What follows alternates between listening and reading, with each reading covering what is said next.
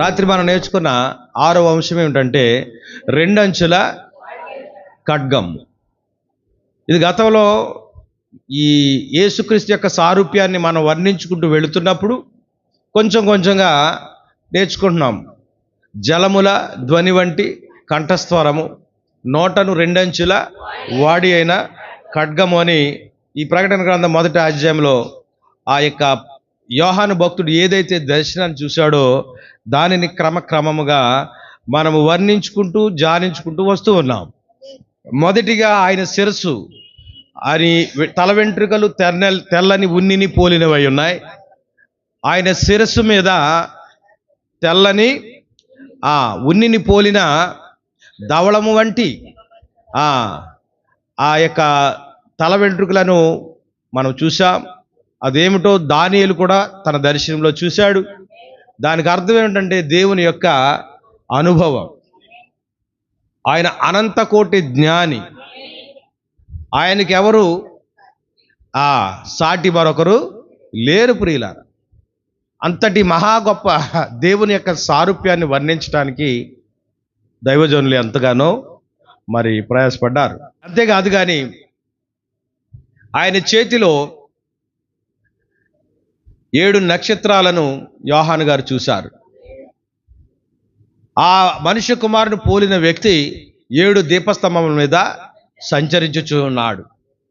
7 దీప స్తంభములు, 7 సంఘములు లేదా సంఘ కాలములు. హల్లెలూయా.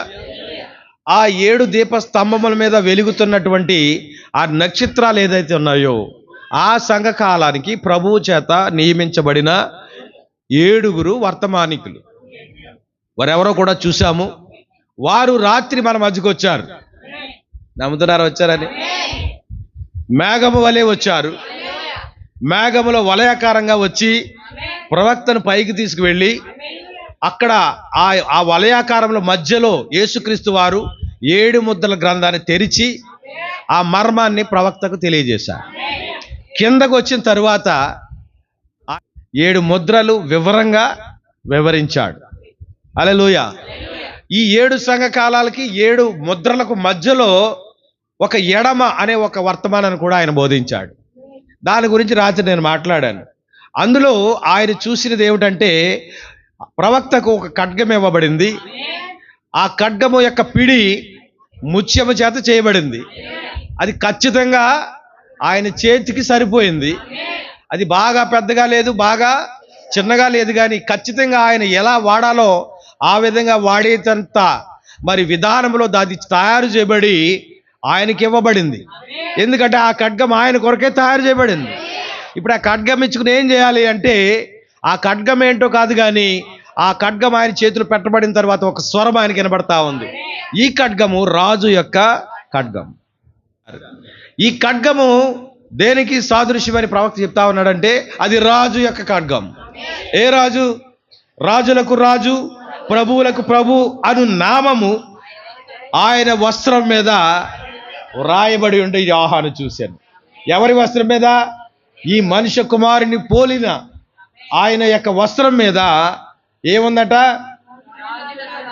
రాజులకు రాజు, ప్రభువులకు ప్రభు అనే నామం. అవునా? యేసుక్రీస్తు ఈ యొక్క సారూప్యాన్ని, ఈ యొక్క వర్ణనను ఇక్కడ యోహాను వర్ణిస్తున్నాడు. కానీ యోసేపు మాదిరిగా ఛాయగా పాత నిబంధనలో ఉన్నాడు. అవునా? యోసేపు సింహాసనం నుంచి లేవగానే ఇదిగో రాజు లేదా ఇదిగో యోసేపు వస్తా ఉన్నాడు అని బోరా శబ్దం వినిపించగానే ప్రతివారు తమ తమ పనులను వదిలి రోడ్ల మీదకి వచ్చి మొక్కాళ్ళుని సాష్టాంగపడి ఆ రాజు యొక్క ఆ రథం వెళ్ళేంత వరకు ఆ గౌరవాన్ని వాళ్ళు ఇచ్చేవారు. అది ఒక ఛాయ, ఒక నీడ. అయితే అసలైనది ప్రభువులో ఉంది. ఇదిగో ఆయన రాజులకు రాజుగా, ప్రభువులకు ప్రభువుగా రాబోతూ ఉన్నాడు. వచ్చే ముందు జరిగే కార్యాలు ఏమిటో మనం చూడవచ్చు. హల్లెలూయా. వచ్చే ముందు ఏం జరుగుతుంది? ఆయన సింహాసనం నుంచి లేవగానే సింహాసనం యొక్క రూపు మారిపోతా ఉంది. అది ఎప్పటి వరకు కృపా సింహాసనమే. ఆయన ఎప్పుడైతే సింహాసనం మీద లేచాడో ఏమవుతుంది? అది తీర్పు సింహాసనముగా మారిపోద్ది. ఆయన వధింపబడినట్లుండి నాకు దేవుని గొర్రెపిల్లగా ఆయన ఈ లోకానికి వచ్చాడు. ఆయన విధేయత చూపించాడు, మన కొరకు శ్రమ పడ్డాడు, మన కొరకు శిలువ మరణాన్ని అనుభవించాడు. ఆయన గొర్రెపిల్లగా. అయితే అదే గొర్రెపిల్ల సింహముగా మారబోతూ ఉంది. సింహముగా మారిన తరువాత పరిస్థితి ఎలా ఉంటుందంటే, ఆ కృపా సింహాసనం ఏమైంది? తీర్పు సింహాసనంగా మారిపోయింది. ఇప్పుడు ఆయన యాజకుడు కాదు, కానీ ఆ సింహాసనం మీద ఉండి ప్రజల యొక్క అన్ని పరిస్థితులను బట్టి, కష్టాలను బట్టి, ఇబ్బందులను బట్టి, వ్యాధులను బట్టి, మన పరిస్థితులన్నిటిని బట్టి ఆయనే ప్రధాన యాజకుడిగా నిత్యము మన కొరకు ఆయన ఏం చేసేవాడు? విజ్ఞాపన చేసేవాడు. అయితే ఇప్పుడు ఆయన యాజకుడు కాదు, కానీ న్యాయాధిపతిగా వస్తా ఉన్నాడు. ఇప్పుడు న్యాయాధిపతిగా వచ్చినప్పుడు సింహాసనంలో నుండి అగ్ని జ్వాలలు బయలు వెళతాయి. ఇదిగో రాత్రి పరిపూర్ణంగా నేర్చుకున్నాం. అదేమిటంటే, ఆయన జనములను కొట్టుటకై ఆయన నోటి నుండి వాడిగల ఖడ్గము బయలువెడుచున్నది. ఇప్పుడు మహా ఉగ్రుడైన వస్తా ఉన్నాడు. ఆయన గొర్రెపిల్లగా ఉన్నప్పుడు కొట్టించుకున్నాడు, అవునా? ఆయన గుద్ది ఎవరు గుద్దారో చెప్పమన్నారు. అంటే నువ్వు ప్రవక్తవు కదా, ఎంత హేళన! రాత్రి నేర్చుకున్నా. నతానియేలు ఆ అంజూరపు చెట్టు కింద ఉండగానే నేను నిన్ను చూశానన్నాడు. బోధకుడా, నీవు ఇశ్రాయేలుకు రాజువి, నీవు దేవుని కుమారుడు అని నేను. దీనికే నువ్వు నన్ను దేవుని కుమారుడు అంటున్నావే, ఇంకా ముందు ముందు నువ్వు ఇంకా గొప్ప గొప్ప సంగతులు చూస్తావు. ఇదిగో మనుష్య కుమారుడు దేవుని కుడిపార్శ్వమున ఆసీనుడై ఉండుటయు, పరలోకము తెరువబడుటయు, దేవదూతలు ఎక్కుచూ దిగుచూ నుండుట నీవు.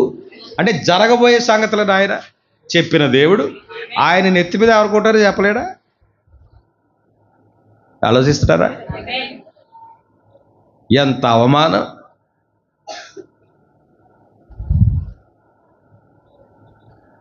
ఎవరైనా చిన్న పొరపాటు చేస్తే చాలు, అంతవరకున్న వాళ్ళకున్న మంచి పేరు అంత ఏమైపోద్ది చెప్పండి? పోతుందా లేదా? పొగడ్తలకి పడకూడదు, అవునా? అలాగని అవమానాలు చేసినప్పుడు కూడా మనము కృంగిపోకూడదు. యేసుక్రీస్తు వారు, ఇదిగో నీవు నిజంగా నీవు ఆ పిలుపు చెప్పాడు, కానీ కళ్ళారా చూస్తున్నానయ్యా, నువ్వు దేవుని కుమారుడు అయ్యా. నతానియేలు, నీవు దైవ కుమారుడివి అంటున్నాడు, అవునా?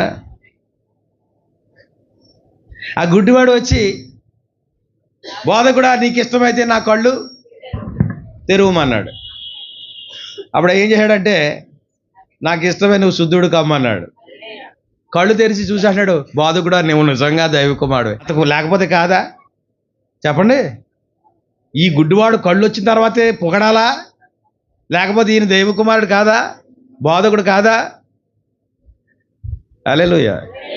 కనుక ఆయన పొగిడినప్పుడు ఆయన ఉబ్బిపోలేదు, ఆయన నిందించినప్పుడు కూడా ఆయన కురిగిపోలేదు.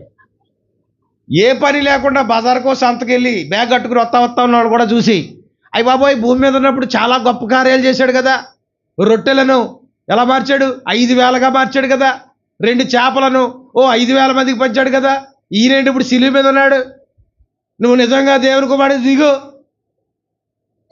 అన్నారు కొంతమంది. అన్నారా లేదా? ఆ పక్కనున్న దొంగ కూడా అన్నాడు, అనలేదా? నువ్వు దిగి నన్ను దింపు. ఆహా, క్రైస్తవులు కూడా అలాగే ఉన్నారు. ఇప్పుడు ఆయన దిగిపోవాలంట, మళ్ళీ ఈయన దింపాలంట. దేవుడు ఎందుకే ఉన్నాడు కదా, ఎందుకు? రోగం తగ్గించడానికి, జ్వరం పోగొట్టడానికి, ఇంకొక అంతస్తు వేసుకోవడానికి, ఇంకొక కారు కొనుక్కోవడానికి. ఎందుకా దేవుడు? మరి ఎందుకు చెప్పండి? దేవుడు ఎందుకు? మేలు చేస్తే ఇగో లడ్డు మిఠాయిలు, అదే కొంచెం తేడా జరిగిందనుకో, దేవుడు లేదు, మెట్లు లేవు. ఎందుకు? 3 అంతస్తులు ఎక్కాలటం అనవసరం, అంతేనా? కానీ యోబుని చూసినట్లయితే ఆయన ఏమంటున్నాడో తెలుసా? ఉన్నా లేకపోయినా నాకు అవి లెక్క కాదు, ఇవన్నీ ఒక రోజులో వెళ్ళిపోతాయి. ఈ మేడ కొట్టుకుపోతే, మన వైజాగ్లో కొట్టుకుపోతే చూసారా లేదు మీరు? కొండ నుంచి ఇలాగ బిల్డింగ్ దిగి వచ్చేస్తుంది, బిల్డింగ్ దిగి వచ్చేస్తుంది కొండమించి. చక్రాలు అట్లేదు ఎవరో, కింద మట్టి మట్టి వెళ్ళిపోతే ఏం చేస్తుంది, బిల్డింగ్ ఉంటుందా? కనుక ఇవి మత్స్యమైనవి అంటున్నాడు ఆయన. మత్స్యమైనవి ఉన్నాయి, అమత్స్యమైనవి ఉన్నవి. కనుక అంటే నశించిపోయే ఉన్నాయి, నశించనివి ఉన్నాయి. ఎలా చెప్పచ్చా? నశించే ఏంటి? మనకు కలిగి ఉన్న అన్నీ. కానీ ఈ నశించిపోయి ఈ లోకములు దేని కొరకు మనము మరి ప్రాకులాడకూడదు. అందుకే నా కృప నీకు చాలు. ప్రభువు కృప ఉంటే మనం అన్నీ పొందుకోగలుగుతాం. అందుకే ఆయన అన్నాడు, మొదట నా రాజ్యమును నీతిని వెతకండి, అప్పుడు అవన్నీ కూడా మీకు అనుగ్రహించు. మొదట మనం రాజమార్గం వేసుకోవాలి. ఆ తర్వాత ఆటోమేటిక్గా ఆ దారిలో మన వెనకాల వచ్చేస్తాయి. కోళ్ళు వచ్చేస్తాయి, మేకలు వచ్చేస్తాయి, ఆవులు వచ్చేస్తాయి, ఒంట్లు వచ్చేస్తాయి, గేదెలు వచ్చేస్తాయి. ఒక గేదె కాదు, 4 గేదెలు వచ్చేస్తాయి. ఎందుకు? నువ్వు ఎవరు వెనకాల వెళ్తున్నావు? యేసుప్రభు వెనకాల వెళ్తున్నావు. ఓ గేదె కలిగి ఉన్నావు నువ్వు, అది నీతో పాటే వస్తుంది. నువ్వు ఇలాగ ఆ యాత్ర కొనసాగిస్తుంటే ఆ 1కి 2 అవుతాయి, 2కి 3 అవుతాయి. గొప్ప పాడ ఉంటుంది. నమ్ముతున్నావా? ఈవేళ ఇల్లు లేకపోవచ్చు, నువ్వు ముందు దేవుడిని వెంబడించు, దేవుడు నీకు ఇల్లు ఇస్తాడు. ఈవేళ నీకు ఉద్యోగం లేకపోవచ్చు. ఇదంతా డినామినేషన్ బోధే, కానీ మళ్ళీ మీకు బోధించాల్సి వస్తుంది.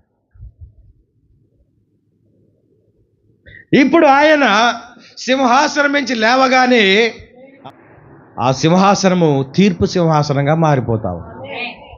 ప్రతిదీ ఛాయ, ప్రతిదీ నీడ. ఇశ్రాయేలీయులు పాపం చేసినప్పుడు, దేవునికి వ్యతిరేకంగా సరిగినప్పుడు, మోషేను దేవుణ్ణి వాళ్ళు అనరాని మాటలు అన్నప్పుడు దేవుడు తాపకరమైన సర్పాలను వాళ్ళ మధ్యలోకి పంపించాడు. దాని నుండి విడుదల పొందడానికి వాళ్ళకి అర్థమైపోయింది. కష్టం రాగానే నేనేదో చేస్తున్నాను. ఇశ్రాయేలు అందరూ సమాజంగా వచ్చి మోషేని బ్రతిమాలుతున్నారు, అయ్యా మేము పాపం చేశాం. ఏమంటున్నారు వాళ్ళు వచ్చి? మనకుందా? రోడ్డు మీదకి వచ్చి ఒప్పుకోబట్టలేదు దేవుడు. నీ గదిలోకి పోయి తలుపేసుకుని ప్రభు వైపు చూసి, ప్రభువా నేను పాపినయ్యా, నా పాపాన్ని బట్టి ఈ కష్టం వచ్చిందయ్యా, నా దోషాన్ని బట్టి ఈ శ్రమ వచ్చిందయ్యా, నేను చేసిన అపరాధాన్ని బట్టి నా ఇంటి వారు కొట్టబడుతున్నారయ్యా అని ప్రభు దగ్గర నీ పాపాన్ని ఒప్పుకుంటే, అతిక్రమము దాచిపెట్టివాడు వర్ధిల్లడు, వాటిని ఒప్పుకొని విడిచిపెట్టివాడు కనికరము పొందునని దేవుని యొక్క వాక్యము సెలవిస్తాం. కనుక వీళ్ళు ప్రార్థన కోరినప్పుడు దాని నుంచి బయటపడే ఆ యొక్క మార్గాన్ని దేవుడు వాళ్ళకు చూపించాడు.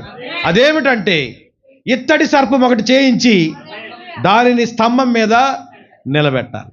ఇదంతా ఛాయ, నీడ అక్కడ జరిగింది. కానీ అది ఎందుకొరకు ధర్మశాస్త్రం ఉందంటే దాని నెరవేర్పు ఇదిగో నూతన నిబంధనలో యేసు ప్రభువే ప్రధాన యాజకుడిగా వచ్చి సమస్తాన్ని ఫుల్ఫిల్ చేశాడు. కనుక ఆయన ధర్మశాస్త్రాన్ని నేను కొట్టివేయడానికి రాలేదు కానీ నెరవేర్చడానికి వచ్చానన్నాడు. దేవుని నామానికి మహిమ కలుగును. కొంచెం శ్రద్ధ పెట్టండి. ఇప్పుడు తాపకరమైన సర్పాల కాటు నుండి వాళ్ళు బయటపడాలి అంటే ఆ సర్పం వైపు తేరి చూడాలి. చూశారు, బ్రతికారు. ఆ సర్పం ఏమిటో అవన్నీ నేర్చుకున్నాం. ఆ ఇత్తడి దేనికి సాదృశ్యం అంటే తీర్పుకు సాదృశ్యం. ఇదిగో ఈయన సింహాసనం మీద లేచి, ఇప్పుడు ఆయన పాదములు ఎలా ఉన్నాయో తెలుసా? ఇత్తడి పాదములవి. మొదట అపరంజే, ఆయన బంగారమే. ఆ యొక్క మరియ ముద్దాడింది, కానీ ఇప్పుడు ముద్దాడ్డారు కానీ కాలు ఇవ్వడు, కానీ తన్నడానికి కాలెత్తుతా ఉన్నాడు. ఇది ఇత్తడి కాలు అయిపోయింది. ఇప్పుడు అర్థమవుతుందా?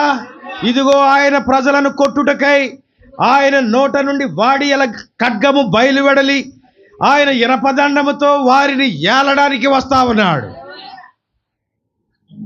ఏ రోజులు వెళ్ళిపోయాయి? ఇప్పుడు ఆయన ముద్దాడే రోజులు వెళ్ళిపోయాయి. నువ్వు ప్రేమమయుడు అయ్యా, జాలివంతుడు అయ్యా, చొల్లు కారిపోతున్నా సరే దయామయుడు అయ్యా, ఈ రోజులు వెళ్ళిపోయాయమ్మా.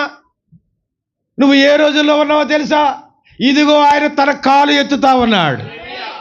ఆయన కాలు కింద ఎవరెవరిని నిలిపేస్తాడో మనం గతంలో నేర్చుకున్నాం.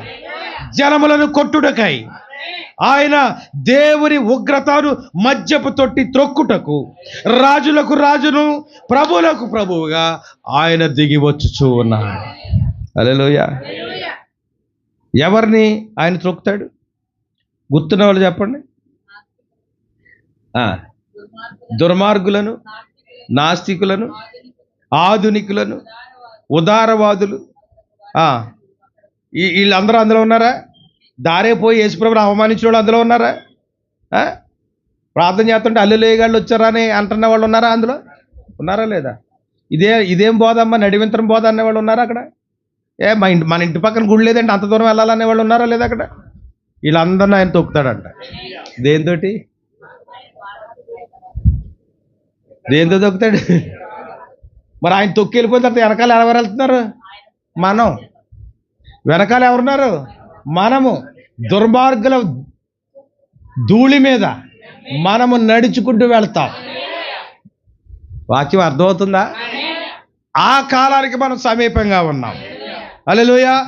ఇప్పుడు రాత్రి నతానియేలుని పరిచయం చేస్తా ఉన్నాడు ఫిలిప్పు సంఘానికి. నువ్వు ఒకసారి వచ్చి చూడయ్యా. ఎందుకని ఈ కార్యం జరిగింది? ఎందుకని రమ్మని పిలిచే అవకాశం వచ్చింది? చాలాసార్లు చెప్పాను మీకు, అవకాశం తీసుకోవాలి. మీ స్నేహితుల పట్ల, బంధువుల పట్ల దేవుడు మీకు ఒక అవకాశం ఇచ్చినప్పుడు ఏసేయాలి, మిస్ అయ్యాలి అంతే. ఇదిగో నతానియేలు, ఫిలిప్పు వీళ్ళ స్నేహంలో అవకాశం వచ్చింది. ఇప్పుడు ఫిలిప్ ఎంటర్ అయిపోయాడు. ఓసారి నాకు కూడా రాకూడదా? ఆ సందర్భం ఎందుకు వచ్చింది అనుకుంటున్నావు? నీలో ఏదో తేడా ఉంది. అన్ని విషయాల్లో నువ్వు మితంగా ఉంటున్నావు, కొన్ని విషయాలు నువ్వు ప్రత్యేకించబడి ఉన్నావు, పరిశుద్ధంగా జీవించడానికి నువ్వు ఆరాట పడతా ఉన్నావు. ఏంటి సంగతి? అప్పుడు వేసాడు మెసేజ్, వచ్చి చూడు, కమాండ్ సీ. ఎందుకు ఈ విధంగా నా జీవితం ప్రత్యేకించబడిందో, ఎందుకు నేను ఈ విధంగా ఆశీర్వాదకరంగా జీవిస్తూ ఉన్నానో వచ్చి చూడు. చెప్పడం కాదు, వచ్చి చూడు అనేప్పుడు ఎప్పుడైతే ఆ మాట పలికాడో నతానికి వెళ్ళి చూడాలనిపించింది. వచ్చి చూడు. ఆ పిలుపు చెప్పడాన్ని బట్టి ఒక ఆసక్తి నతానియేలులోకి వచ్చింది. నువ్వు చెప్పగలుగుతున్నావా? మనకి ఇష్టమైనది ఇంకొకరికి చెప్పాలనేది ఆరాటం, కానీ అన్ని విషయాల్లో మనం ఆరాడతాం, కానీ దేవుని గురించి పరిచయం చేయడంలో విఫలం. ఎందుకు విఫలం అవుతాం? అసలు మనం సరిగా ఉంటే కదా చెప్పడానికి, అంతేనే కదా. మనం అర్థంలా ఉంటే ఎన్నైనా చెప్పొచ్చు. మనమే పెద్ద గురువు ఎందుకు ఎంచాం, ఇంకా మనమేమి దేవుని గురించి చెప్తాం? సిగ్గు కూడా అన్నాడు, అంతేనా? సిగ్గా, మరి సిగ్గా, జాగ్రత్త. కనుక దేవుని గురించి ఫిలిప్పు పరిచయం చేస్తున్నాడు. చూడండి, ఫిలిప్పు పరిచయం మనం ఒకసారి చెప్పా, ఇథియోపియుడిని రథాన్ని అడ్డగించి బాప్తిస్మం ఇచ్చాడు, అపోస్తల కార్యాలు.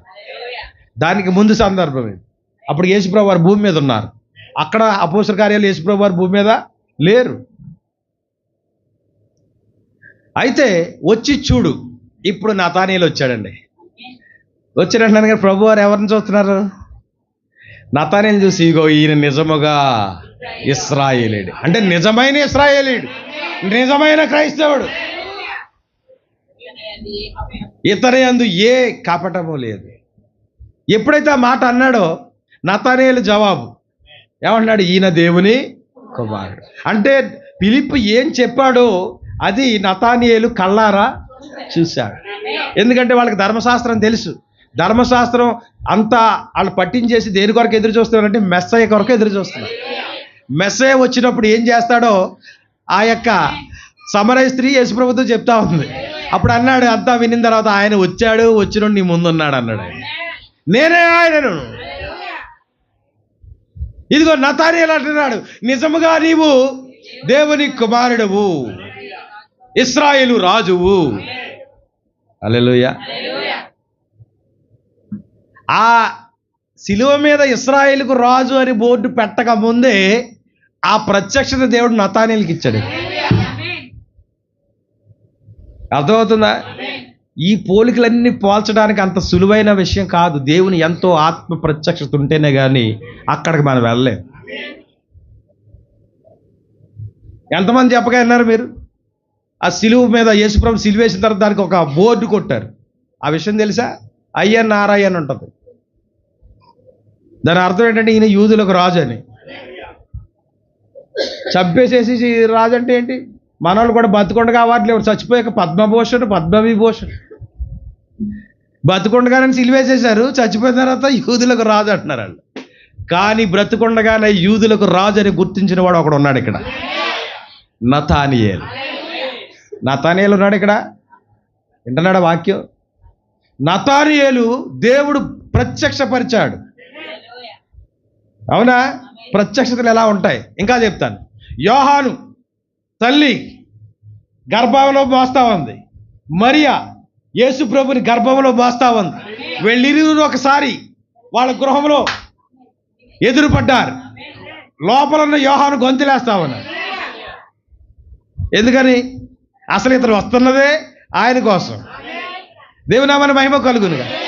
ఇప్పుడు ఎలిజబెత్ ఆ ప్రార్థన చూసినట్లయితే అక్కడ దేవుడు ఆమెకు ప్రత్యక్షత ఇచ్చాడు. నతానేలు అంటాడు, నీవు యూదులకు రాజు. అప్పుడు యేసుప్రభు అంటున్నారు, ఏ నిన్న చెట్టు కింద చూశారన్నందుగా నువ్వు నన్ను రాజు అంటున్నావు? అంతేనా? అదేనా అన్నాడు. నన్ను నీవు ఎలాగూ ఎరుగుదువని నతానేలు ఆయనను అడుగగా, ఫిలిప్పు నిన్ను పిలవక మునుపే నీవు అంజూరపు చెట్టు కింద కూర్చున్నప్పుడే నేను నిన్ను చూశాను. హల్లెలూయా.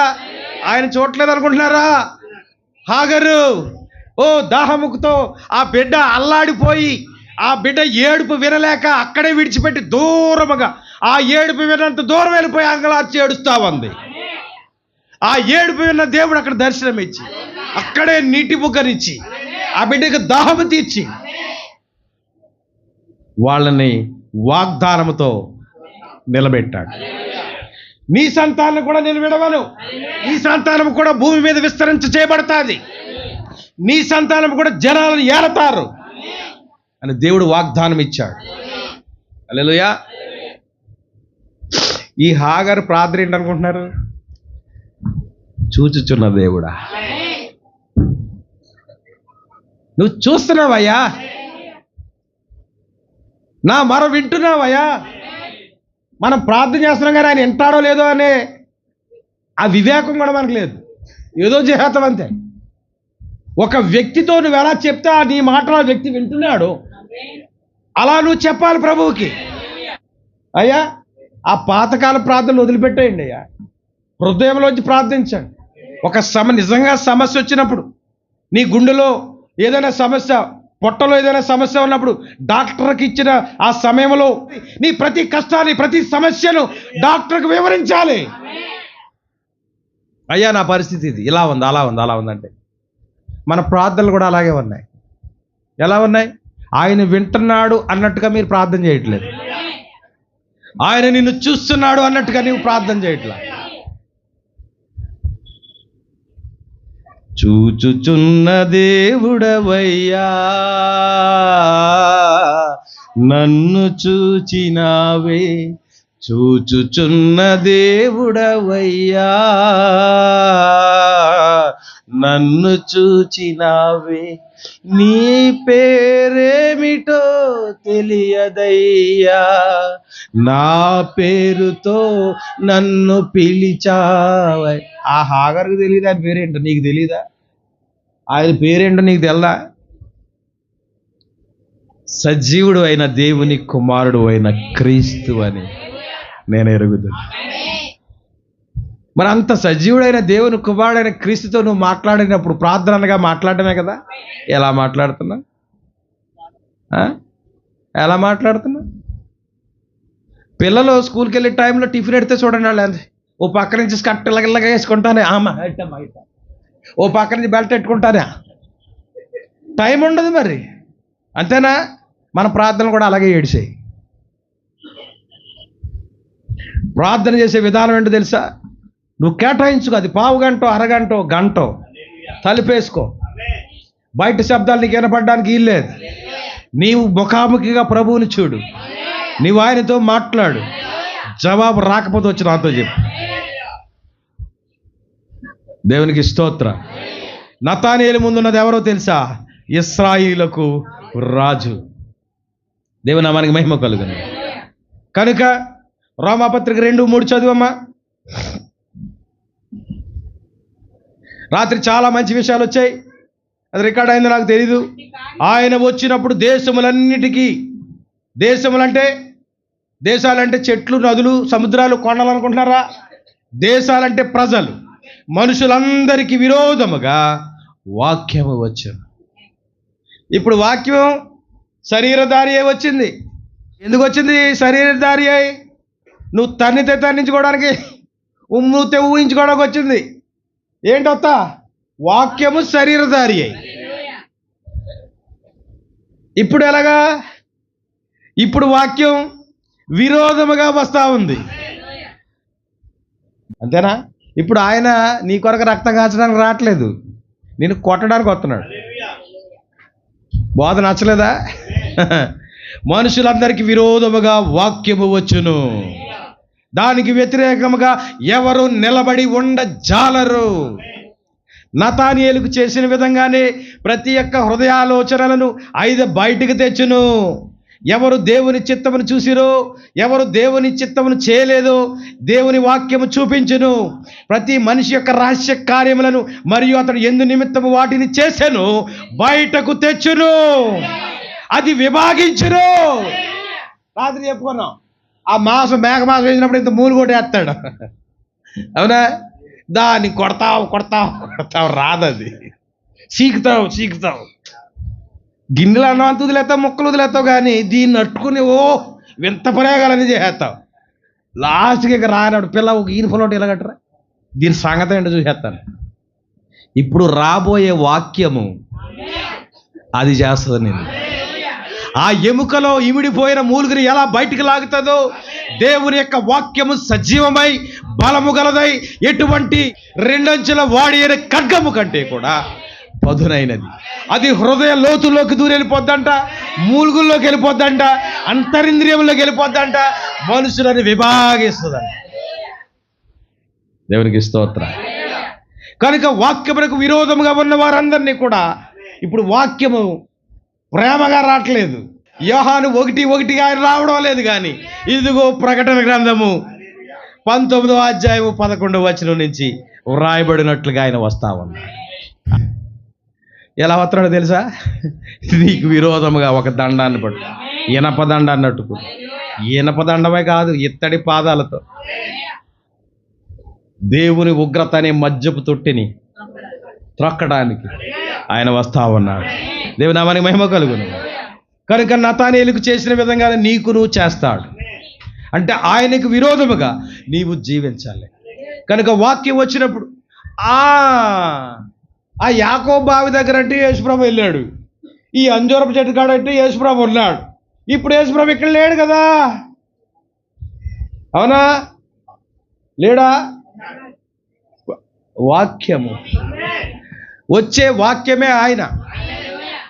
ప్రభువా నాకు ఎవరు చెప్పలేదు, చెప్తే ఈయనేదురు, నేనే మొదటి మునిగేదురు అంటారంట, అవునా? మొన్న ఆదివారం మరి చెప్పిన ప్రసంగం ఏంటి అని ఆయన అడుగుతాడు. ఏం చెప్తావు? నతానేలుకి యేసుప్రభు కనపడ్డాడంట, ఆయన్ని నతానేలు రాజు అని గుర్తించాడంట, ప్రవక్తని గుర్తించాడంట, దేవుడని గుర్తించాడంట అని చెప్తావు. మరి నతానియేలుకి ప్రత్యక్షమైన దేవుడే, నతానియేలు యొక్క హృదయ రహస్యాలను బయటెట్టిన దేవుడే ఈ వాక్యం ద్వారా నీ రహస్యాన్ని బయటెట్టాడు కదా, మరి నువ్వు ఒప్పుకున్నావా అని అడుగుతాడు ఆయన. తప్పించుకునే మార్గం లేదు. వాక్యాలు మర్చిపోకుండా ఉండడానికి మళ్ళీ వెనక్కి ముందుకు వెళ్తాను నేను. రాజు చేతిలో తప్పించబడ్డాడు, 2వ రాజు చేతిలో తప్పించబడ్డాడు, కానీ ప్రవక్త చేతిలో నుంచి ఛాన్సే లేదు. హల్లెలూయా. ప్రవక్త నోట్లోంచి ఏమొస్తుంది? వాక్యం వస్తుంది. ఇదిగో ప్రవక్త అంటాడు కదా, ఆయన ఖడ్గం ఇచ్చాడంట. ఆ ఖడ్గం ఏంటి? వాక్యమే. ఆ వాక్య వర్తమానం విన్న ప్రతి గుండెలు ఏమవుతున్నాయి? పగిలిపోతున్నాయి. ఆ వాక్య వర్తమానం మన ముందు బయలుపడతపడినప్పుడు, లేదా బోధకులు చెప్తా ఉన్నప్పుడు, అయ్యో నేను అసత్యంలో ఉన్నానే, నేను అపరాధంలో ఉన్నానే, నేను నిజమైన బాప్తీసం తీసుకోలేదే. నేను ఆ జాన్ వేసులు ముంచేస్తున్నాడు, అక్కడ ఒక పక్క నుంచి బాంబులు వేస్తున్నాడు, డైలీ యార్దన్ నదిలో ముంచేస్తున్నాడు అరసటి జనాల్ని. ఇస్రాయేల్లో ఉండి చూస్తున్న వాళ్ళు వినండి ఈ మాటలు. జాన్ వేసులు ముంచేయడం వల్ల నీకు రక్షణ వచ్చేది. నీ పాపము క్షమించబడాలంటే, ఎందుకు క్షమించబడాలని అడుగుతావా? పరలోకం వెళ్ళాలంటే నువ్వు పాపిగా చేరలేవు. కనుక నీ పాపం పరిహరించబడాలంటే ఒక సూత్రం వాక్యంలో రాయబడి ఉంది, పాప క్షమాపణ నిమిత్తం ప్రతివాడు యేసు క్రీస్తు నామమున బాప్తిసం పొందాలి. There is no chance. John Wesley కాదు, ఆడు తాత వచ్చి నీకు బాప్తిసం ఇచ్చినా సరే నువ్వు పరలోకం వెళ్ళావు. యోర్దానే కాదు, ఇంకా చాలా పెద్ద పెద్ద నదులు ఉన్నాయి ఇజ్రాయెల్ దేశంలో. నువ్వు విమానం కట్టించుకుని వెళ్ళి అక్కడ ములిగినా నువ్వు పరలోకం వెళ్ళావు. ఒకవేళ వాళ్ళు వెళితే ఈ గంగలో ములిగే వాళ్ళు కూడా వెళ్ళాలి నీతో పాటు. కానీ దేర్ ఈజ్ నో ఛాన్స్. అక్కడ పరిశుద్ధులకే స్థానం. నువ్వు ఎప్పుడు పరిశుద్ధులు అవుతావో తెలుసా? You must be baptised in the name of lord Jesus Christ. ఎందుకంటే ఆ నామములో ఏముందో తెలుసా? దేవుని యొక్క సారూప్యం ఉన్నది.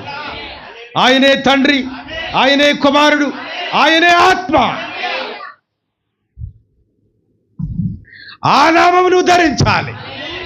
రాత్రి చెప్పుకున్నా కదా, యాజకులు ఆ యొక్క న్యాయ విధాన పథకాన్ని ధరించేవారు. వెళ్ళడానికి చూడడానికి ఒక్కడే వెళ్ళేవాడు, కానీ 20 లక్షల మంది ప్రజల భారాన్ని ఆ గుండెల మీద పెట్టుకుని వెళ్ళేవాడు. అతి పరిశుద్ధ వారి నిమిత్తమై నిరంతరం యాజకత్వం చేసేవాడు. ఒక రాయే, కానీ గోత్ర కర్తలందరూ, ఆ ప్రజలందరూ కూడా ఎక్కడున్నారో తెలుసా? ఆ రాయిలో ఉన్నారు.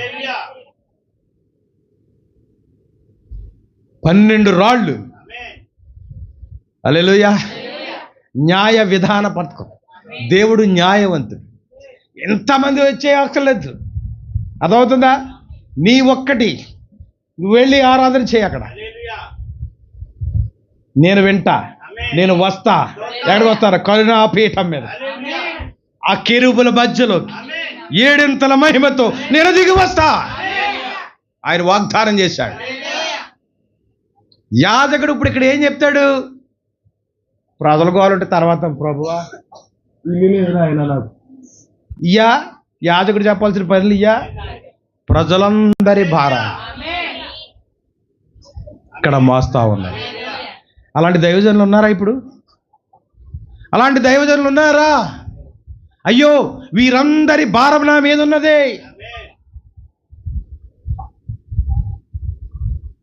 యాజకుడికి లేవీలకు, యాజకుడు అంటే లేవీలే కదా, లేవీలకు దేవుడు స్వాస్థ్యాన్ని పంచిపెట్టలేదు. పెద్ద పెద్ద సంగతులు అక్కర్లేదు. దేవుడు ఇశ్రాయేలు అందరికీ స్వాస్థ్యాన్ని ఇచ్చాడు, కానీ లేవీలకు అసలు ఇవ్వలేదు. అర్థం చేసుకోండి. ఇప్పుడు నువ్వు లేవీయుడు, నీకు తప్ప మిగతా 11 మందికి ఇచ్చాం. 11 మందికి ఇచ్చాడు స్వాస్థ్యం. తర్వాత ఏం చేశాడు? చేతులు తెలుపుకుని వచ్చి తుడి చేసుకుని అప్పుడు అంటున్నాడు, మీరందరూ మీ భాగాలను అట్టుకొచ్చి లేవీయులకి ఇవ్వాలి. ఇప్పుడు ఎవరి భాగం ఎక్కువైంది? నీకు అర్థమైందా? నీకు నేను ఒక భాగమే ఇచ్చా. ఉన్న దాంట్లో ముక్కలు చేసి నీకోటి, ఆయనకోటి ఇచ్చా. అలాగే అందరికీ పంచిపెట్టా. చివరిలో అన్న మీరందరూ కూడా మళ్ళీ మీ దాన్ని సగం చేసి ఇక్కడ నావన్నాను. అంటే 12 ముక్కలు కలిపి ఎన్నైంది? 6గురికి వచ్చే భాగాలు నీకు వచ్చాయి. అర్థమైందా క్యాలిక్యులేషన్? ఇప్పుడు దేవుడు ఎక్కువ ఎవరికి ఇచ్చాడు? అందుకు దగ్గరికి వచ్చే వరకు నోరు మూసుకుని ఉన్నాడు. నాకు ఎట్టలేదు. దేవుడు న్యాయవంతుడమ్మా. కనుక ఆ పథకం పేరే న్యాయ విధాన పట్టి. దేవునికి స్తోత్రం. నీవు ఎంతమంది దగ్గర దశంభాగాలు తిని, ఎంతమంది దగ్గర కానుకలు తిని, ఎంతమంది ఇచ్చే ఆహార పదార్థాలు, శ్రేష్టమైన భోజన పదార్థాలతో సేవకుని పోషించబడినప్పుడు అవన్నీ తినేసి ఎంజాయ్ చేయమనా? వారందరి కొరకు నిరంతరము ఏం చేయాలో తెలుసా? దేవునికి మొరపెట్టాలి. చేస్తున్నారా యాజకులు ఇప్పుడు అలాగా? ఏమంటే చెప్పండి. అలాంటి యాజకుడు ఎవడన్నా ఉంటే తీసుకురండి, నేను దండేస్తాను. ఆయనకి ప్రార్థన చేసుకో, నాకు చేతి నేనేం చేస్తాను, చేసుకో. అప్పుడు నువ్వేమనాలంటే కానుక నీకెందుకు ఇవ్వాలి, అంతేనా? నా కోసం చేసేవాడికి ఇస్తాను. పైగా కవర్ ఏదన్నా ఉంటే ఇవ్వండి, దశంభాగం కవర్ ఉంటే ఇవ్వండి. దశంభాగం కవర్లో ఏమో తెలుసా, మీకోసం ప్రార్థించే, పేరు చెప్పనులేండి, మీకోసం ప్రార్థించే పాటర్ గారు. నేను రాయలేదు సుమా, ఇలాంటి జిబిక్కులు నేను చేయను. మీకోసం ప్రార్థించే పాటర్ గారు. మరి ప్రార్థన చేయమని ఫోన్ చేస్తే నువ్వే చేసుకో. మెలకు తెలుస్తుందా, బుర్రకాయ పని చేస్తుందా? ఇంకెళ్దాం ముందుకి, 12 అయిపోయింది. అట్టి కార్యములు చేయవారు, చదవమ్మ రోమా 8:3. అట్టి కార్యములు చేయవారికి తీర్పు తీర్చుచు వాటినే చేయుచున్న మనుషుడా,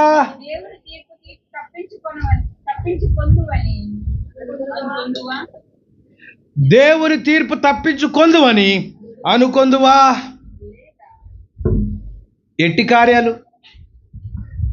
లోకంలో ఉన్న కార్యాలన్నీ చేసే వాళ్ళకి మనం ఏం చెప్తాం తెలుసా? చూడు పిల్ల, పలానా వాళ్ళ అబ్బాయి అంటే ఇలా చేశాడంట, అంతేనా? పలానా అమ్మాయి ఇలా చేసేదంట, ఆవిడ ఇలా చేసేదంట. తీర్పులు మనం ఈజీగా ఇచ్చేస్తాం కదా, అవునా? వదిలిపెట్టేశారు కానీ ఇంకో 4 రోజులు వేసుకోవాల్సింది అన్నావంటే నువ్వు తీర్పు తీర్చినట్టనా? కానీ ప్రభు అన్నాడంటే నువ్వు తీర్పు తీర్చావు కదా, అదే తీర్పు నీకు రాదని నువ్వు అనుకుంటున్నావు, అంతేనా? అట్టి కార్యములు చేయవారికి తీర్పు తీర్చుచు వాటినే చేయుచున్న మనుషుడా. ఈవేళ ఆడు దొరికాడు కాబట్టి ఆడు బతుకు బదనాం చేసేస్తున్నాం మనం. నువ్వు దొరకలేదు కాబట్టి తీర్పు తీర్చేస్తున్నావు. కానీ వాక్యం ఏమంటుందంటే తెలుసా, అలాంటి వాటినే చేయుచున్న నీవు దేవుని తీర్పు తప్పించుకుందామని అనుకుంటున్నావా? నీవు కూడా దొరికే రోజు ఒకటి ఉన్నది. ఎప్పుడది?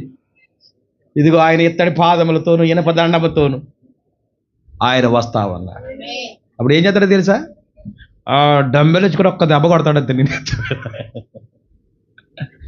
ఆయన కొట్టి వెళ్ళిపోతాడు, నువ్వు వెనకాల నడిచి వచ్చేస్తావు, నువ్వు నేను నడిచి వెళ్ళిపోతావు వాళ్ళ శవాల మంచి. వాక్యం నెరవేరాలి. అట్టి కార్యములు చేయవారికి తీర్పు తీర్చుచు వాటినే చేయుచున్న మనుషుడా, నీవు దేవుని తీర్పు తప్పించుకోదని అనుకుందువా? ఆ తరువాత దేవుడు మనుషులకు ఎట్లు తీర్పు తీర్చునో చెప్పబడి ఉన్నది. 5-17 వచనాలు. ఇక్కడ ఉన్నది, కఠినమగు మారు మనసు పొందని హృదయమునకు తీర్పు తీర్చబడును. ఎవరికి తీర్పు? వాక్యం విని కూడా వినే కొద్ది కఠినమైపోతున్నాయి హృదయాలు, అవునా? వినే కొద్ది అవట్లేదా కఠినం? ఎందుకు అయిపోతున్నాయి? వినే కొద్ది కఠినం అవుతాయా?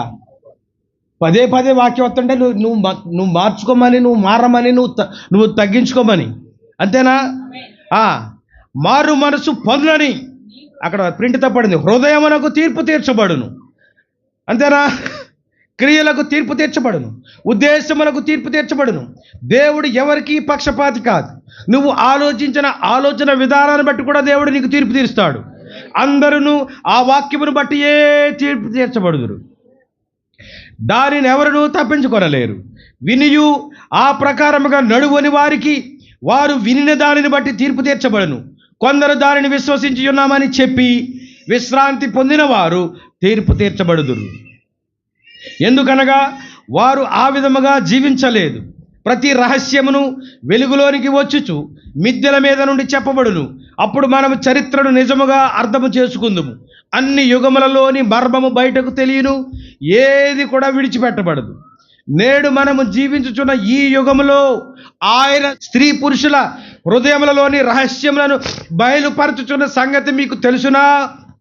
వాక్యము తప్ప మరెవ్వరు హృదయ రహస్యములను బయలుపరచగలరు. హల్లెలూయా. ఇదంతా రాత్రి అయిపోయింది. వాక్యము శక్తితోను స్వరము వలె వచ్చి ఉన్నదని పౌలు చెప్పుచున్నాడు. బోధించబడిన వాక్యము వాస్తవంగా దానికి అదే బయలుపరచుకొనును. అగ్ని జ్వాల వలెను, కోయు ఖడ్గము వలెను అది మనుషుల యొక్క మనస్సాక్షిలోనికి వెళ్ళును. వైద్యుని యొక్క శస్త్రచికిత్స చేయి కత్తి తెలుసా మీకు? ఆ వైద్యం ఆపరేషన్ చేసే ముందు ఆ కత్తులను చక్కగా ఉడకించి ఇలా ముడితే చాలు తెగిపోయేంత విధానములు వాటిని మలుస్తారు. ఆనాటి ఆదిమ విశ్వాసులు ఎచ్చటికి వెళ్ళినా కానీ వారు సువార్తను బోధించుచునే వెళ్ళి మరియు సూచక క్రియలు వారిని వెంబడించడం ద్వారా దేవుడు ఆ వాక్యమును స్థిరపరచును. రోగులు స్వస్థపరిచిరి, దెయ్యములు వెళ్ళగొట్టబడినవై కొత్త భాషలతో మాట్లాడిరి. అది కార్యరూపంలో ఉన్న వాక్యం. విశ్వసించిన క్రైస్తవుల నోటిలో నుండి అది ఎప్పుడు వచ్చినా కానీ, పట్టుకోండి, విశ్వసించిన క్రైస్తవుల నోటిలో నుండి వచ్చిన వాక్యము విఫలమవ్వదు. నీవు విశ్వాసమైతే నీ నోటిలో నుండి వచ్చిన ప్రార్థనకు జవాబు వచ్చే తీరాలి. ఇంకా ఏముంది చదువమ్మా? ఈ చివరి కాలములో అది ఇచ్చట ఎప్పుడు లేనంత బలముగాను గొప్పగాను నిజమగు వాక్య వధువులో ఉన్నది. ఓ చిన్న మంద అల్పసంఖ్యాకులుగానున్న వారలారా, వాక్యమును పట్టుకొని ఉండుడి, దానితో మీ నోటిని హృదయమును నింపుకొనుడి, మరియు ఒక దినమున దేవుడు మీకు రాజ్యమును ఇచ్చును. హల్లెలూయా. వాక్యం యొక్క శక్తిని నేర్చుకుంటున్నాం మనం రాత్రి నుంచి కూడా. వాక్యానికి ఏముందంట? దేవుని యొక్క వాక్యము బలము గలదై ఎటువంటి రెండంచెల వాడి అనే ఖడ్గము కంటే కూడా పదులు కలిగి శరీర ప్రాణాత్మలను విభాజించినంతగా లోపలికి వెళ్ళిచు హృదయం యొక్క తలంపులలోని ఆలోచనలోని శోధించుచున్నాడు. సరే, ఇప్పుడు వాక్యానికి ఎంత శక్తి ఉందని అనుకుంటున్నారా లేదా? వాక్యానికి ఎంత బలం ఉందని అనుకుంటున్నారా లేదా? పేతురు గారు నిలబడి వాక్యం చెప్తే వాక్యం అయిపోయిన తర్వాత గుండెలు బాధేసుకున్నారంట. ఇప్పుడు వాక్యానికి శక్తి ఉందా లేదా? అయ్యలారా, ఏం చేయాలి? What should we do? ప్రజలందరూ లేచి అడిగారు పేతురుని. వాక్యం అయిపోయిన తర్వాత ఏం చేయాలి అయ్యా? వాక్యం ఇదిగో తేటగా మా యొక్క మొత్తం బతుకంతా మా ముందు పెడతా ఉంది. వాక్యానికి ఇంత శక్తి ఉన్నట్టుగా ఇంతవరకు మాకు అర్థం కాలేదే. ఇంతకాలం ఏదో ఆ తాడు కట్టుకుని ఆ బాసికి పెట్టుకుని వెళ్ళి చదివేసి వచ్చేది తప్ప ఈ వాక్యానికి ఇంత శక్తి ఉన్నదన్న సంగతి మాకు ఇప్పుడే అర్థమై మా గుండెలు పగిలిపోతా ఉన్నాయి. ఎందుకంటే ఈ యొక్క వాక్యం మా హృదయంలో దూరి మేము ఏ స్థితిలో ఉన్నామో మాకు చూపిస్తా ఉంది. ఇంత శక్తి గల వాక్యమును మేము విరోధముగా జీవించలేము. వాక్యానుసారంగా మేము మారాలనుకుంటున్నాం. వాట్ షాల్ వి డూ అన్నారా? అప్పుడు పేతురు అన్నాడు, మీరు మారు మనసు. విన్న వాక్యం తర్వాత ఆ వాక్యం నేను మార్చిన తర్వాత నువ్వేం చేయాలో తెలుసా? మారు మనసు పొందాలి. మళ్ళీ మొదటికి వెళ్ళావేంటి? బాప్తిసం పొంది అప్పుడే 7 సంవత్సరాలు అయింది. ఇప్పుడు మారు మనసు అవసరమా? అవసరమే. నువ్వు పెళ్ళికో, లేకపోతే మీ తాత చచ్చిపోతాడను, తాత అని ఉంటాడు, బాబా నేను బతుకుండగా బాప్తిసం తీసుకోరా బాబా, అందుకు తీసుకున్నావా? అయితే పెళ్లి చేయకపోతే పాటర్ గారు పెళ్లి చేయని అంటున్నాడు, బాప్తిసం అందుకని తీసుకుంటున్నావా? అలాగే ఎలాగో తీసుకుని ఉన్నాం. ఇదిగో వాక్యం నీతో మాట్లాడినప్పుడు ఇప్పుడైనా నీకు మారు మనసు రాదు. ఇప్పుడైనా నీ ప్రారంభం మొదలెట్టాలి. నీతీకరణ అర్థమవుతుందా? చాలామంది బాప్తిసానికి ఈ నీతీకరణకి ముడెడతారు. No no no no no, నేను ఒప్పుకోను.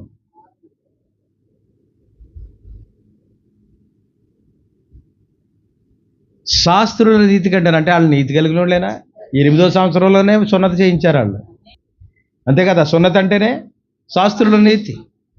నీకు శాస్త్రుల నీతి కంటే పరిశీలన నీతి కంటే నీ నీతి అధికము కాని ఎడల మీరు పరలోకంలో ప్రవేశం.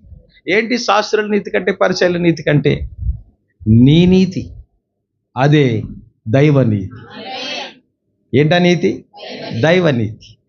ఆ దైవనీతి అంటే విశ్వాసం. అబ్రహాము దేవుని నమ్మెను, అది అతనికి నీతిగా ఎంచబడింది. ఇది కలిగి నువ్వు దేవుని యందు విశ్వాసం ఉంచినప్పుడు, రాత్రి చెప్పాం కదా, ప్రేమించుకున్న వాళ్ళ గురించి చెప్పాను కదా రాత్రి. ఆడ రాసిన ఉత్తరం ఎప్పుడు తీస్తారు? అర్ధరాత్రి తీసి పరుపు కింద నుంచి. ఏం పిల్ల ఇంకా లైట్ వేసి ఉందేంటి గదిలో? పొద్దున పరీక్ష. ఇది చదివేదేం ప్రేమ లేక, అవునా? ఎందుకని ప్రేమ లేక అర్ధరాత్రి అంత అర్జెంటుగా చదవాలి? లాగేస్తుంది. ఎంతో రమ్యమైన అక్షరాలు రాసేస్తారు. ఆ ప్రియుడు తనను ప్రేమించి రాసిన ఆ అక్షరాలు నేనేం చేస్తున్నాయి? అర్ధరాత్రి కూడా నిద్రపోనివ్వట్లేదు. కానీ ఎప్పుడైనా వాక్యం నిన్ను నిద్రపోనివ్వనే సందర్భం ఉందా? ఇది నీకు నీ అసలైన ప్రియుడు ఉన్నాడు. ఈ ప్రియుడు ఎప్పుడో తెలుసా? పొరపాటు నువ్వు నేను అలాగంటున్నాను, ఏమనుకోద్దు. పొరపాట్లు గిని ఏ కొవ్వొత్తున కాలిపోయే దీపావళి నీ ముఖం అంటికి పోయింది అనుకో, ఇంకా ప్రేమలేఖలు రావు, ఫోన్ కాంట్రాక్ట్లో ఉండదు. ఎందుకు? నీ ముఖం కాలిపోయి దెయ్యంలో తయారయ్యావు. ఇప్పుడు నువ్వెందుకు ఆడికి? కానీ నీ ప్రియుడు అలాంటి వాడు కాదు. ఏ ప్రియుడు? మన పరమ ప్రియుడు. ఆయన నీ ముఖాన్ని చూడట్లేదు, ఆయన నీ రంగుని చూడట్లేదు, నీ కులాన్ని చూడట్లేదు, నీ గోత్రాన్ని చూడట్లేదు, నీ హృదయాన్ని చూస్తుంది. కనుక నీ హృదయాన్ని ఎవరికి ఇస్తావు? హృదయాన్నేమో దేవుడికి ఇచ్చేసాను అంటున్నావు. అంటే తాళేమో భర్త చేత కట్టించుకున్నావు, వంటగదిలోనేమో ప్రియుడితో ఫోన్లో మాట్లాడు.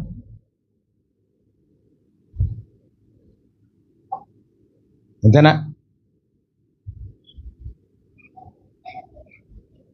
నువ్వు హృదయం కూడా నీ భర్తకి ఇస్తే నువ్వు ఎవరితో మాట్లాడతావు? అవునా? 1 గంట అయింది, పనిలోంచి దిగారా, క్యారేజ్ ఇప్పారా, ఇవాళ కూరలకి ఉప్పు ఎక్కువైందా అంటావు. మాట్లాడడానికి ఎన్ని మాటలే, బోల్డ్ మాటలు ఉంటాయి. అవునా? చెప్పండి. కానీ వీడు పనిలోకి వెళ్ళిపోవడమే మనకు కావాలి. ఎందుకు? ఆహాహా, మంచి ప్రైవసీ. పొరపాటుకి పక్కోళ్ళకి రావాలన్నారు, ఎందుకు పిల్ల అంటే ఏవి లోడ్ చేస్తాడు, ఏవి తక్కువ చేస్తాడు, ఇంత మంచిగా చూసుకుంటే ఈ పాడు పని ఏంటంటే, నువ్వు ఏమన్నా కడుతున్నావా? రివర్స్. అంతేనా? ఏళ్ళొందుకు అయితే చూసి చెప్తున్నా అంటే మళ్ళీ నాయకు చూసి చెప్పాను అనుకుంటారని ఏళ్ళొందుకు చూసి చెప్తున్నాను. అంతేనా? నిజముగా నీ ప్రియుడు నువ్వు ప్రేమిస్తే, పనికి వాళ్ళు ఈ ప్రియమలో ఈ ప్రియుళ్ళు కాదు, ఇవన్నీ కూడా నాశనం అయిపోయే ప్రేమలు. అంతేనా? కానీ అశాశ్వతమైన ప్రేమ ఒకటి ఉంది. ఆయన శాశ్వతమైన ప్రేమతో నిన్ను ప్రేమిస్తావని. అంతేనా? ఆయన మిక్కటమైన ప్రేమతో నిన్ను ప్రేమిస్తావని. ఆయన నీ కొరకే దిగొచ్చాడు, ఇంకేం కావాలి? నువ్వు ఫోన్ చేసి చూడు, తలపొట్టుకుందయ్యా, అస్సలు తట్టుకోలేకపోతున్నాడయ్యా. ఓ పని చేయి, ఇంటి పక్కన ఎవడున్నాడు ఆడి పిల్లు ఒకసారి, లేదా ఆడికి ఒకసారి ఫోన్ ఓ ట్యాబ్లెట్ తెచ్చిపెట్టు. పని మానేసి వచ్చి నీకు సపర్యలు చేసే భర్తలు ఉంటే ఆమె చెప్పండి, అమ్మాయిలు.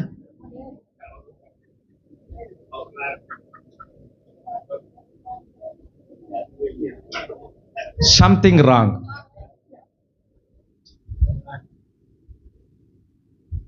నీకు టాబ్లెట్ పడకపోయినా, నీ మొగుడు నీ పోరు ఎత్తకపోయినా మోకరించి ప్రార్థన చేయి, నీ ప్రియుడు దిగొస్తాడు. ఈ ప్రియుడు దిగొస్తాడు. కనుక ఇప్పుడు నువ్వు ఎవరిని ఎక్కువగా ప్రేమించాలి? అంతేనా?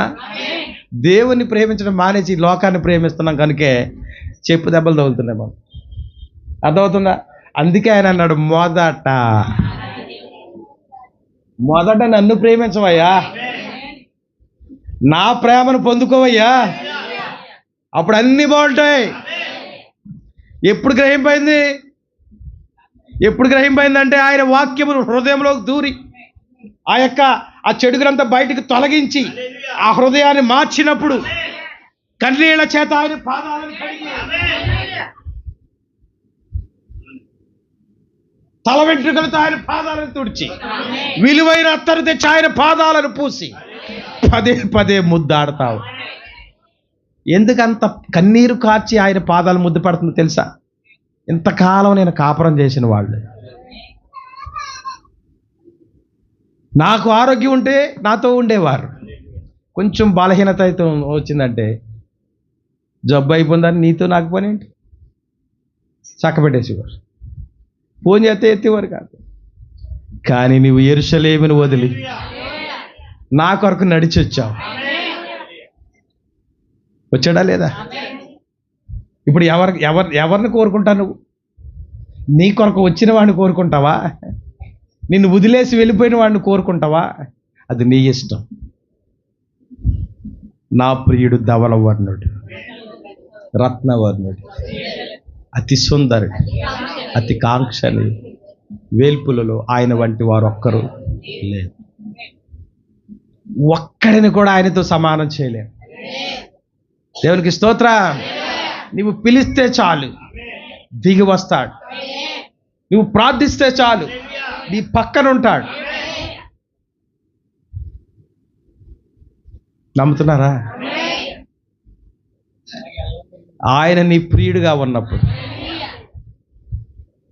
ఆయనకు నువ్వు ప్రియమగా ఉన్నప్పుడు నీకోసం ఆయన ఎంత దూరమైనా వస్తాడు. హల్లెలూయా. అందుకే అన్నాడు, నమ్ముట నీ వలన అయితే నమ్ము ప్రతి వానికి సమస్తము సాధ్యం. సంఘం, దేవుడు నీ పట్ల ఆయనకున్న ప్రణాళిక ఏమిటంటే నీవు ఆయన మాట వినాలని, నీవు ఆయన వెంబడించాలని, ఆయన మాత్రమే నీ హృదయంలో ప్రతిష్ఠించు. వాక్యం అర్థమవుతుందా? ఇక ముగించేస్తాను. వాక్యం ఎలా వస్తుంది? ఇప్పుడు శక్తితో వస్తాం. ఇప్పుడు పేతురు గారు ప్రసంగించినప్పుడు హృదయాలు ఏమయ్యాయి? పగిలిపోయాయి. హృదయాలు పగిలిపోయి ఇప్పుడు ఏం చేయాలయ్యా? ఇప్పుడు ఏం చేయాలి? ఏం చేస్తావు? వాక్యానుసారంగా జీవించడమే. దేవునికి స్తోత్రం. చివరిగా ముగింపు మాటలు మాట్లాడేసుకుందాం. చూడండి, వాళ్ళు రోగులను స్వస్థపరిచారంట, దెయ్యాలను వెళ్ళగొట్టారంట, కొత్త భాషలతో మాట్లాడారంట. అది కార్యరూపంలోనున్న వాక్యం. విశ్వసించిన క్రైస్తవుల నోటిలో నుండి అది ఎప్పుడు వచ్చినా కానీ అది విఫలము కాదు. ఈ చివరి కాలంలో అది ఇచ్చట ఎప్పుడు లేనంత బలముగాను, హల్లెలూయా, గొప్పగాను నిజమగు వాక్య వధువులో ఉన్నది. ఓ చిన్న మంద, అల్పసంఖ్యాకులుగా ఉన్న వారలారా, వాక్యమును పట్టుకొని ఉండుడి, దానితో మీ నోటిని మీ హృదయమును నింపుకొనుడి, మరియు ఒక దినమున దేవుడు మీకు రాజ్యమును ఇచ్చును. ఏ రాజ్యం అది? శాశ్వత రాజ్యం. 5 ఏళ్ళకి ఒకసారి దిగిపోయే రాజ్యం కాదు అది. అక్కడ నువ్వెవరో తెలుసా? రాజువి. నీవే పరిపాలిస్తావు, ఎందుకంటే నీ వధువు. ఆయన సింహాసనం మీద కుడి పార్శ్వము నువ్వు కూర్చుండి ఏం చేస్తావు తెలుసా? పరిపాలిస్తావు. 1000 ఏళ్ల పరిపాలన ఉందని రాత్రి చెప్పాను కదా. ఎంతమంది పట్టుకున్నారు? మొదటి 2000 సంవత్సరాలు సృష్టి జరిగి జలప్రళయం వరకు 2000 సంవత్సరాలు, జలప్రళయం నుండి యేసుక్రీస్తు వరకు 2000 సంవత్సరాలు, క్రీస్తు వచ్చిన తర్వాత నుండి ఇప్పటి వరకు 2000 సంవత్సరాలు దాటింది. అంటే కృప నడుస్తూ ఉంది. హల్లెలూయా. ఇంకొక 2000 సంవత్సరాలు అంటే నూతన ఏదేను రెడీ అవ్వబోతారు. ఈ లోపల వధువు క్రీస్తు కలిసి లోకాన్ని పరిపాలిస్తారు. 1000 ఏళ్ల పరిపాలన నువ్వు ఎక్కడుంటావు? సమాధానం చెప్పు. దేవుని రాజ్యం నీకు ఇవ్వబడుతుందమ్మా. రాజ్యం నీకు ఇవ్వబడుతున్నప్పుడు నువ్వు రాజువే, నువ్వు శాసనం చేస్తావు. ఆయన రాజ్యం ఆయన తీసుకుంటాడని. ఇప్పుడు ఈ లోక రాజ్యాలన్నీ ఎవరి చేతిలో ఉన్నాయి? సాతాను చేతిలో ఉన్నాయి. ఇప్పుడు సాతాను చేతిలో ఉంటే ఎలా ఉంటుందో చూసాం. ఎందుకంటే సాతాను చేతిలో ఈ రాజ్యాలన్నీ ఉన్నాయి. ఎవరిని కుదిరించడు. ఆ బ్లాక్ రాక్ గురించి చెప్పారు రాయ్ మ్యాథ్యూస్ గారు, మీకు ఎంతమంది గుర్తుందో? వాడి యొక్క కుతంత్రం అంతా ఏంటంటే మనుషులను విడగొట్టడమే ఆడి పని. ఫ్రెండే శత్రువైపోతాడు, స్నేహితులే విరోధులైపోతారు. ఎందుకంటే ఈ లోక రాజ్యాలు ఎవరి చేతిలో ఉన్నాయి? సాతాను చేతి. కానీ ఇప్పుడు సాతాను చేతిలో నుండి ఎవరి చేతిలోకి రాబోతుందో తెలుసా? దేవుని చేతిలో. అంతేనా? ఈ దేవుని చేతిలోకి ఈ రాజ్యం వచ్చినప్పుడు పరిపాలన ఎలా ఉంటుందో తెలుసా? ఎలా ఉంటుందో ఊహించండి ఒకసారి. పరిపాలించేవాడు నువ్వే. 1000 ఏళ్ళు పరిపాలిస్తావు. దేవునికి స్తోత్రం. అప్పుడు కొత్త ఆకాశం, అప్పుడు కొత్త భూమి, అదే నూతన ఏదేను. దేవుని కుమారుల ప్రత్యక్షత కొరకు సృష్టి మిగుల ఆశతో అక్కడ కొరకు చూస్తుంది. ఇప్పుడు సృష్టి ఎక్కడ కొరకు చూస్తుంది? ఈ సర్కిల్ కంప్లీట్ అవ్వాలి. మొదటి 2000 అయిపోయి, రెండో 2000 అయిపోయి, మూడో 2000 అయిపోయి, నాలుగో 2000కి ఇదిగో సిద్ధంగా ఉండడానికి ఆయన లేస్తా ఉన్నాడు. ఇప్పుడు ఆయన లేచి వచ్చేటప్పుడు ఖడ్గము నీ చేతిలో ఉండాలి. నీవు వాక్యం అంటే నువ్వు మాట పలికితే ఏం కలగాలో తెలుసా? సృష్టి కలగాలి, శక్తి కలగాలి. ఇదిగో పేతురు మాట్లాడుతున్నాడు, వెండి బంగారాలు నా దగ్గర లేవు కానీ నువ్వు ఎన్ని సంవత్సరాల నుంచి ఈ మెట్ల మీద అడుక్కుంటున్నావు నాకు తెలియదు, కానీ నజరేయుడైన యేసుక్రీస్తు నామములో గెట్ అప్ అండ్ వాక్. ఏముంది ఈ వాక్యానికి? శక్తి. ఏముంది ఈ మాటకు? అది పొందుకోవడానికి ఆశిద్దాం. దేవుడు మనల్ని అందరినీ ఆశీర్వదించును గాక.